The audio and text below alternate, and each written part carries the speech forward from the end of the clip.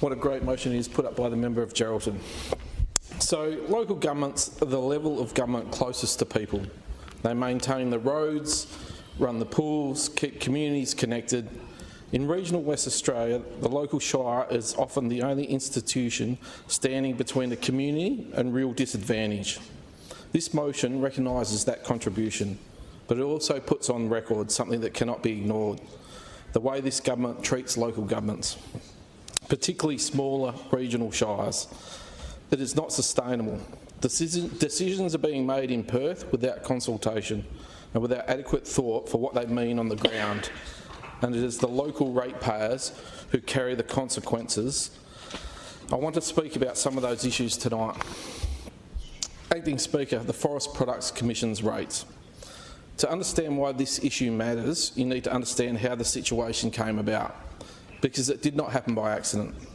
Prior to the native forestry closure, pine plantations in this part of the state sat on land predominantly owned by the Department of Biodiversity Conservation and Attractions, or DBCA.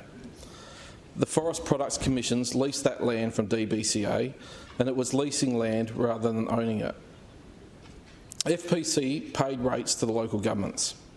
That arrangement had been in place for years. Local governments relied on it and budgeted accordingly. Then came the native forest industry closure. As part of that transition, the state provided the Forest Products Commission with $350 million to acquire approximately 33,000 hectares of new land for pine plantations. And here is where the problem begins.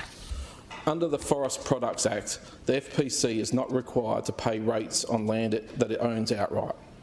So the moment FPC shifted from leasing DBCA land to owning its own land, funded by $350 million of public money, the rate payments to local governments disappeared. This was a foreseeable consequence of a state government decision. The government chose to fund FPC to buy land. The government knows the FPC Act exempts owned land from rates, and yet no mechanism was put in place to ensure that local governments, which host those plantations, maintain the roads that those operations depend on and provide the services those communities need, would continue to receive an equivalent payment. Across the Warren-Blackwood region, the collective shortfall for this financial year is estimated around $325,000.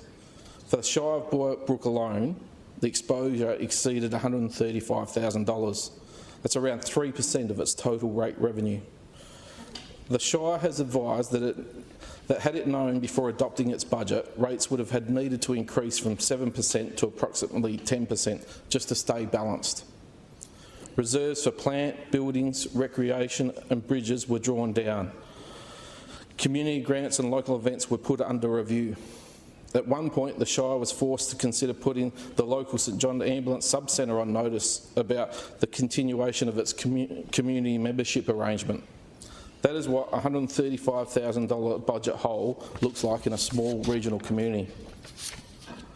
I acknowledge the government has since made a donation payment to affected shires, but a donation is not a solution. It's a one-off. Local government budgeting works on certainty, not goodwill. A payment that may or may not arrive in an amount that may or may not be the same as last year is not a basis for planning. And the problem is not static. The FPC still has land to acquire under that new $350 million program. Every new hectare that moves from private ownership to FPC hands is a hectare that previously generated rates for the local shire. And under the current arrangements, no longer will, unless a proper mechanism is legislated.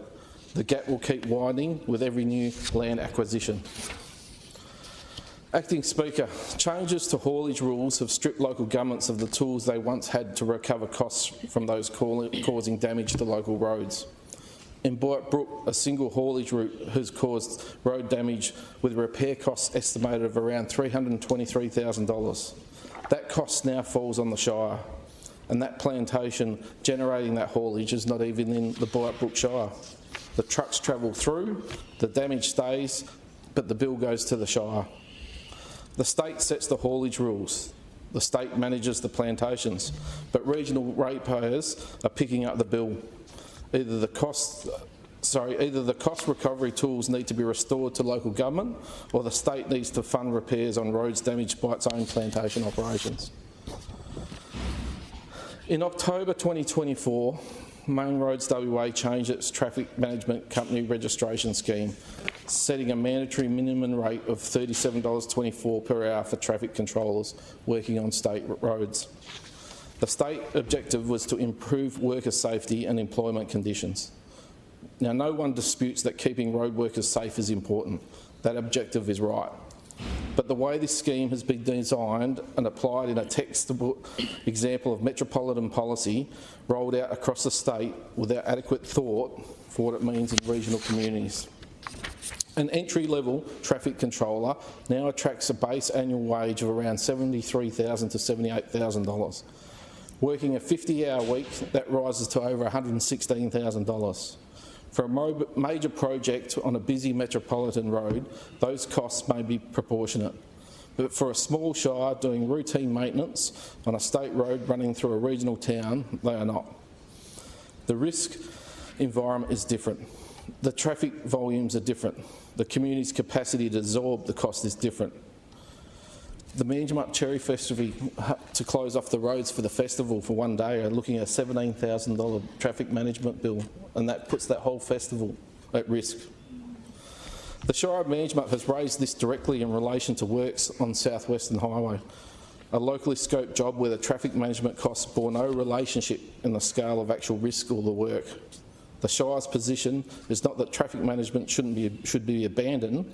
It is the scheme built around the metropolitan conditions should not be applied unchanged to regional roads.